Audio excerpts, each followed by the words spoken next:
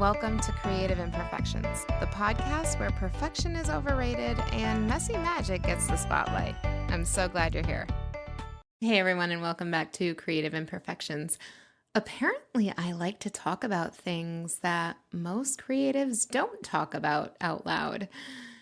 Something that I want to talk about today is something that we don't talk about very often, and mostly because it's usually subtle, it's sneaky. It's something that doesn't arrive with flashing warning lights or dramatic breakdowns. It's quiet. It settles in slowly. It's that moment when the thing you once loved, the thing that energized you, inspired you, and made time disappear, starts to feel heavy. Not devastatingly heavy, not crisis heavy, but pressurized. Suddenly, that thing that you were so passionate about has deadlines attached to it, expectations wrapped around it, metrics measuring it, money tied to it, and consistency demanded from it. Somewhere along the way, your passion picked up a clipboard and now it's asking you to perform. And what makes this especially confusing is that you wanted this. This was your dream. You chose this path. So when it starts to feel like a weight instead of a spark, the guilt creeps in right alongside the pressure. I want to say this loud and clear because it matters. When your passion starts to feel like pressure, it doesn't mean you chose the wrong thing. It doesn't mean you're ungrateful or lazy or failing. More often than not, it simply means your passion grew up. And growth, inconveniently, comes with friction. If you think back to the early days before the stakes were high and before people were watching, your work felt different. You created because you wanted to, not because you needed it to succeed.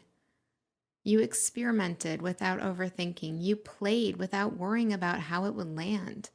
There was no algorithm to satisfy, no audience to manage, no internal voice whispering that this had to work or else. It was all so much lighter then. And over time, responsibility quietly enters the room. And with responsibility comes pressure. Passion often turns into pressure when the joy slowly becomes obligation. When something that once invited you in with curiosity begins to demand results from you. And when creativity stops feeling like a place you visit and starts feeling like a place you're trapped in. That doesn't mean burnout has arrived, but it does mean the warning light is on.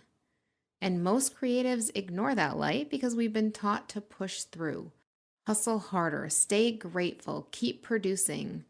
The show must go on, right? The tricky part is that pressure doesn't usually come from the work itself. It comes from the meaning that we attach to it ourselves. We tell ourselves that this project has to succeed, that this career has to pay off, that this creative path has to prove we made the right choices or justify the sacrifices we've made along the way. That is a lot to ask of your passion. At that point, it's no longer just creativity, it's performance anxiety wearing a convincing disguise.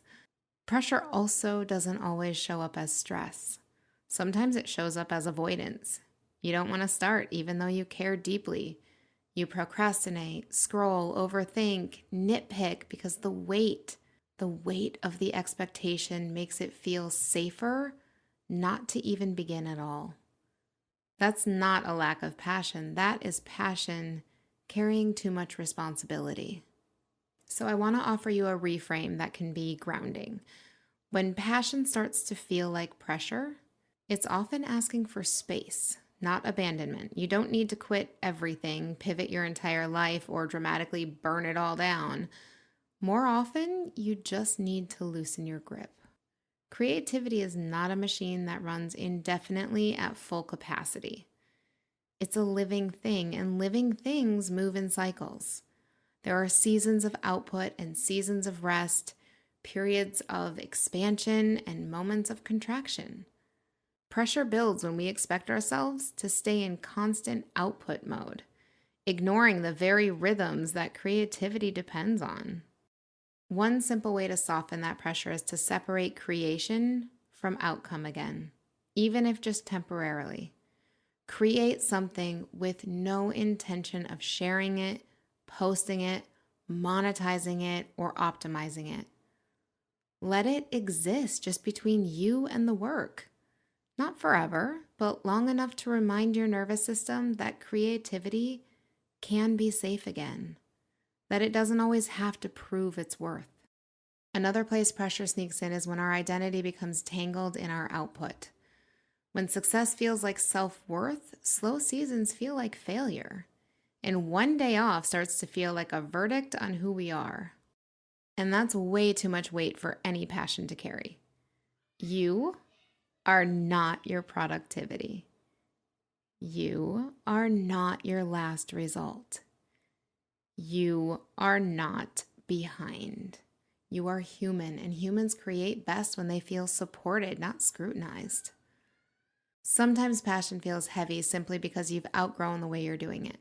The calling might still be right, but the container needs to change. The love can stay the same while the boundaries evolve. And that's not quitting, that's growth.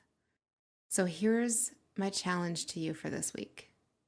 I want you to notice where your passion feels tight. Nothing too dramatic, just where it's tense.